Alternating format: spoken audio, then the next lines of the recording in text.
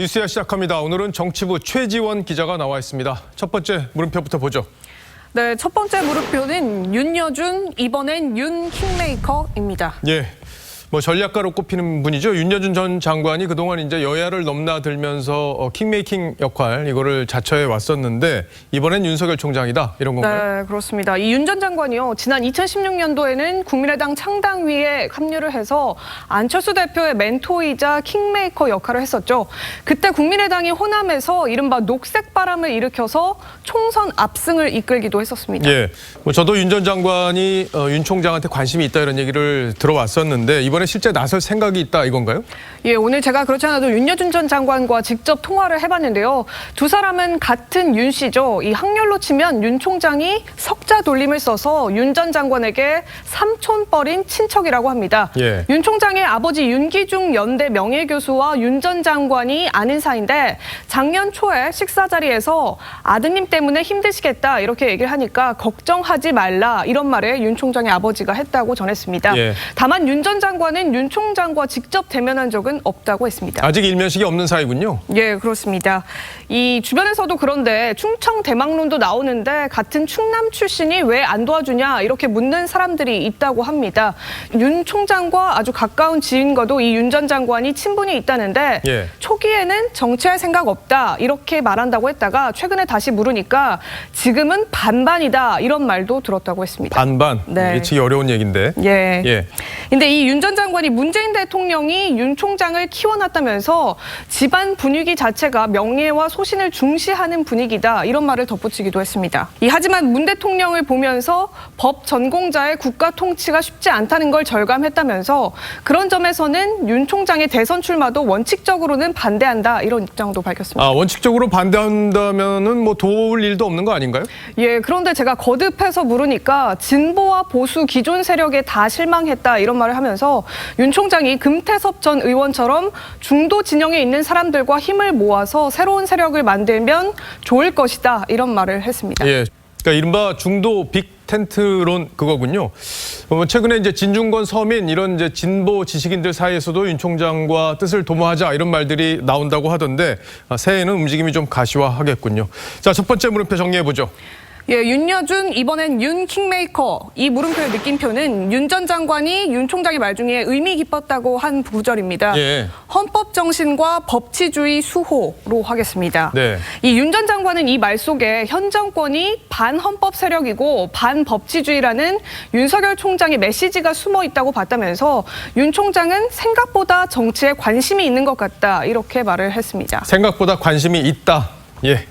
알겠습니다. 두 번째 물음표로 가보죠.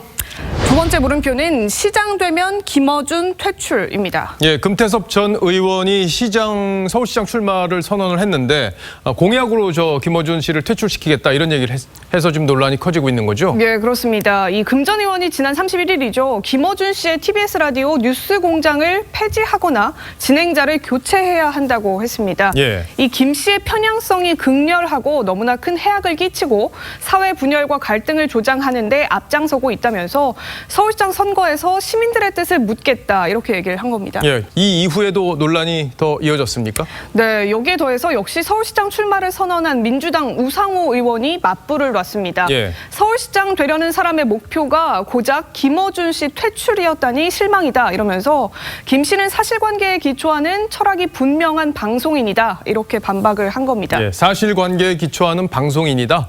예. 최 기자가 여권을 그동안 오래 취재해 왔는데 여권 전체에서 김어준 씨를 보는 시각이 비슷합니까? 그렇지만은 않습니다. 이 18대 대선 개표 조작설 또 세월호 고의 침몰설 등 사실 김 씨의 편향성 문제는 여권 내부에서도 이미 여러 차례 지적이 된 바가 있습니다. 예. 친여 성향으로 알려진 최승호 전 MBC 사장은 김어준 씨를 향해서 이해할 수 없는 현상이 생기면 취재를 하기보다 상상 또 추론하고 음모론을 펼치다가도 반박이 나오면 무시한다 이렇게 노골적으로 비판을 했고요. 예. 또 논란이 됐던 방송 발언들을 직접 한번 들려드리겠습니다. 저는 미투를 공작에 이용하려고 하는 자들이 있다라고 했죠. 그 기자회견문 읽어보면 할머니가 쓰시는 게 아닌 건 명백해 보입니다. 일종의 방역이란 말이에요. 이게 화장해버린 거 아닙니까? 예, 이 김어준의 뉴스공장은 2018년 방심위가 출범한 이래 지상파와 종편 프로그램을 통틀어서 가장 많은 법정 제재를 받았습니다. 자, 그런데 문제는 이 교통방송이 민영방송이 아니라 이제 서울시 예산이 지원되는 방송사라서 이제 문제가 되는 건데 어떻습니까? 예, 그렇습니다. TBS는 지난 2월에 서울시를 떠나서 독립재단이 됐습니다만 올해도 서울시로부터 388억 원이나 지원을 받았습니다. 지난해 10월 국감에서도 이 문제가 지적이 됐었습니다. 약 380억 정도의 예산이 지원되는 걸 알고 있는데 맞습니까? 직접적으로 편성이나 제작에 관여한다는 것은 조금 권한을 좀 오버하는 것 같고요. 김 씨, 출연료는 어느 정도 됩니까? 이 2년 전 자료에 따르면요. 회당 100만 원으로 월 추산 2천만 원, 1년에는 3억 원 가까이로 보입니다. 이 야당에서는 1년에 5억 원을 받는다 이런 주장을 하기도 했습니다. 하루 프로그램 출연료가 200만 원이라는 소문이 있습니다. 1년이면 5억이나 되는 돈인데. 다만 김어준 씨는요. 이에 대한 자료 제출을 거부한 바가 있습니다. 예, 1회당 100만 원. 이것만 해도 진짜 엄청난 액수가 아닌가 싶습니다. 두 번째 물음표도 정리해보죠. 예, 시장되면 김어준 퇴출. 물음표의 느낌표는 진실을 말하는 이에게 고통을 이라고 하겠습니다. 예. 이 말은 잘 아시겠다시피 정경심 교수의 1심 재판부가 한 말인데요. 이 김어준 씨는 각종 음모론을 제기하면서 오히려 진실을 말하는 이들에게 고통을 주는 일이 잦았고 또 주장이 허위로 드러나도 사과하거나 책임지는 일이 거의 사실상 없었습니다. 세금으로 출연료를 받는 김어준 씨가 앞으로도 이런 일을 반복해서 한다면 과연 서울시에게는 책임이 없는 건지 차기 서울시장이 답해야 할 문제인 것 같습니다. 예, 최 기자의 이런 의견에 김어준 씨가 어떤 생각을 하게 될지 궁금합니다. 잘 들었습니다. 지금까지 최지원 기자였습니다.